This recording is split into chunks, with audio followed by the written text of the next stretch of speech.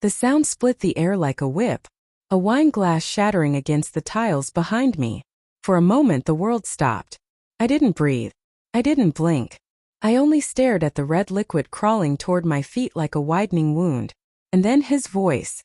"You're unbelievable, Lena." My brother's snarl came from the doorway of Grandma's dining room, dripping with disgust I'd never heard from him before. His eyes, dark, sharp, shaking with restrained fury, held mine like they wanted to break something inside me. "This family is ashamed to have you share our name." My stomach caved. The room spun. The humiliation in his tone was thick enough to choke on, and everyone, my aunts, uncles, cousins, stood frozen in the echo of those words. Before I could speak, before I could swallow the burn rising in my throat, another voice, sharp, brittle, cracking with age and authority, cut across the room. "Enough, Aaron." Grandma's cane slammed against the hardwood floor. "You will not speak to her like that." But the fire was already lit. The betrayal that had been simmering for months, quiet, hidden, insidious, was about to erupt. I hadn't come here to be attacked. I'd come to finally celebrate something with my family. But apparently I was the villain now. Hours earlier, I had rehearsed this moment all morning. The drive to Grandma's estate had been tense, my fingers gripping the steering wheel too tightly, my heart thudding like it knew something I didn't. My boyfriend, Elias, was unusually quiet beside me, his hand on his phone more often than on mine. But I ignored the unease. I ignored the red flags. I ignored the text notification that flashed on his screen. "Can't wait to see you after. Don't forget what you promised." I had laughed it off when he scrambled to hide it. He said it was work. I said I trusted him. Denial is a warm, soft blanket, until it's ripped away. Back in the present. Ashamed. I breathed, stepping toward my brother. Ashamed of what? Aaron's jaw twitched. His nostrils flared. And around us the air grew heavy, suffocating, charged with something everyone knew. Except me. He opened his mouth, but Grandma spoke first. "Aaron," she warned. "Do not." "No," he shot back. "She deserves to know." My pulse quickened. My body braced. Aaron's next words didn't come gently. They came jagged like shards of the broken glass behind me. "You've been cheated on for months, Lena." The room dropped out from under me. A coldness spread from my spine to my fingertips. "What?" The word came out barely audible, trembling. Aaron looked at Elias, who stood by the table, fingers whitening around his phone, guilt carved into the set of his mouth. He wouldn't meet my eyes. Grandma sighed, a weary, pained sound that aged her another decade. "Aaron, please." "No," he repeated louder. "She needs the truth. She deserves the truth." My throat tightened. My breath fractured. Aaron stepped closer, lowering his voice but sharpening it, like a knife drawn slowly along a whetstone. "Your boyfriend has been sleeping with someone else. And everyone here knew before you." The world swayed. I felt every eye on me. Pity, fear, guilt, discomfort. All woven into a suffocating silence. I looked at Elias. My voice broke when I whispered, "Tell me that's not true." He didn't answer. He only swallowed, staring at the floor, thumb still gripping the side of his phone like it was the last thing keeping him upright. No denial. No outrage. No confusion. Just silence. And silence is its own confession. My vision blurred. The edges of the room warped. My heartbeat roared in my ears. "Aaron," I rasped. "How do you even know that?" He hesitated just a second too long. Because hesitation means involvement. My chest tightened. My voice thinned to a whisper. "How do you know?" The answer hit like ice water. Because he was cheating with someone in this family. My knees nearly buckled. My breath stuttered. My fingers trembled violently at my sides. No, he couldn't mean. Not someone here. Not someone I loved. Not someone whose voice I'd grown up hearing across dinner tables and shared holidays, and those rare moments of sibling-like warmth. My mind ran through faces. My cousins, my sister-in-law, even, oh God, my sister. No. She wouldn't. She couldn't. I forced myself to speak, though my mouth felt numb. "Who?" Silence. A wet, choking silence. Grandma's eyes closed, her expression twisted in grief, as if the truth itself hurt her. "Who?" My voice cracked, rising. Tell me who. Then I heard it. A breath. A shaky, guilt-soaked breath from my left. I turned slowly, mechanically, toward Mara, my younger cousin. Beautiful. Delicate. Sweet-faced Mara, who used to braid my hair when I cried. She looked like she was about to faint. Her hands trembled. Her lips parted. And everything in me broke before she even spoke. I'm so sorry, Lena. My heart detonated. A sound tore out of me, half sob, half disbelief. Mara, I whispered. Not you. Please, not you. Elias finally spoke, his voice hoarse, fractured at the edges. Lena, it wasn't supposed to go this far.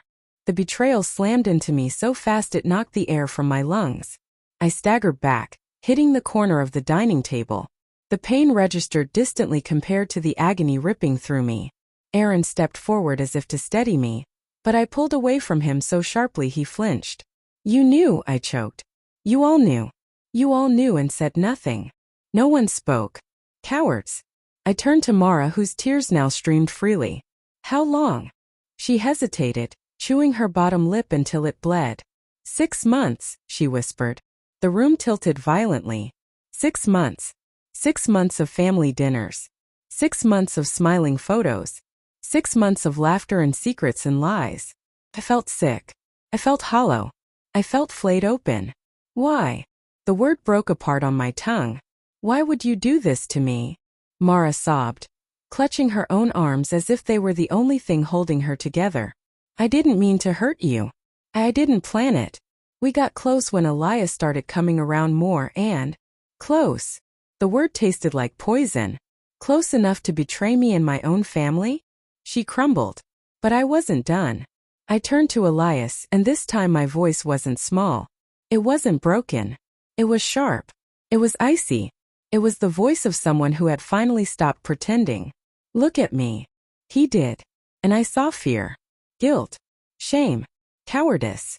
Everything except the one thing I had given him freely. Love. I stepped toward him, each breath heavier than the last. You cheated on me. With my cousin. For half a year. My words shook. So tell me why I shouldn't walk out that door and never look back.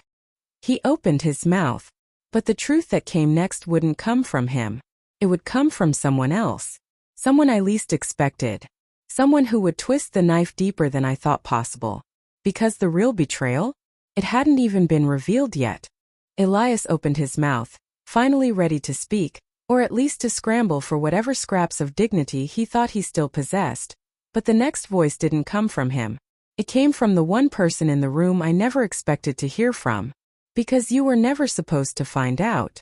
Every muscle in my body froze. Slowly, so slowly it felt like time itself resisted. I turned toward the voice. My mother. She stood near the far wall, arms crossed, face unreadable, expression tight, jaw set.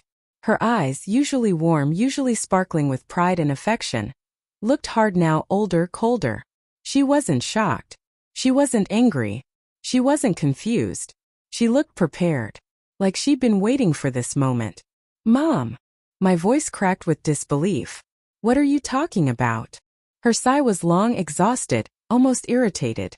A sound that suggested inconvenience, not heartbreak. Lena, sweetheart, she began, stepping forward. You weren't supposed to know because it wasn't going to last. It was a mistake. A terrible lapse in judgment. But it's already over. I felt something inside me twist violently. What's already over? I whispered, nausea climbing my throat. She exchanged a look with Grandma.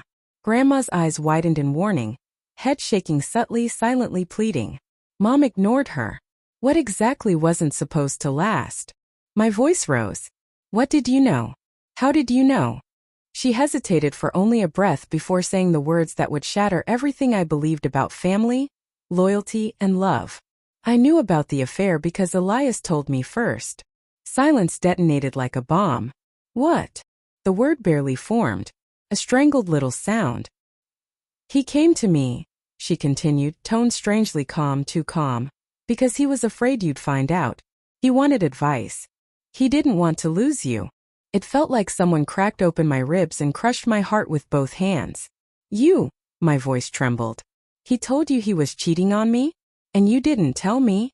She winced, but only barely. I was trying to protect you. Protect me. The words erupted out of me, trembling with rage and pain. How is lying to me protecting me? Her voice hardened. Because you are fragile, Lena. You break easily. I didn't want to see you fall apart again. My mouth hung open. Again. A single word, but it sliced deeper than all the others. Everyone in the room knew what she meant. My panic attack last winter. The one that put me in the ER after I found out my last partner had been emotionally manipulating me for months. I'd been vulnerable. I trusted too much. I'd blamed myself. And now Mom was using that moment, my lowest moment, as justification for betraying me. I shook my head, trembling all over. So you thought hiding the truth would what? Spare me. Yes, she insisted. You weren't strong enough yet. Something inside me cracked like dry wood. A coward, I whispered, doesn't decide the strength of another person. Her jaw tightened. Watch your tone. The authority in her voice, the one she used when I was a child, when she was disciplining me, ignited something burning and fierce in my chest. I straightened, shoulders squared. No, I said quietly. Not this time. Elias finally spoke. Lena, I didn't want to hurt you. Then you shouldn't have cheated. I snapped, the words sharp, unfiltered. Don't insult me with excuses. He flinched, looking down. But I wasn't done, not even close.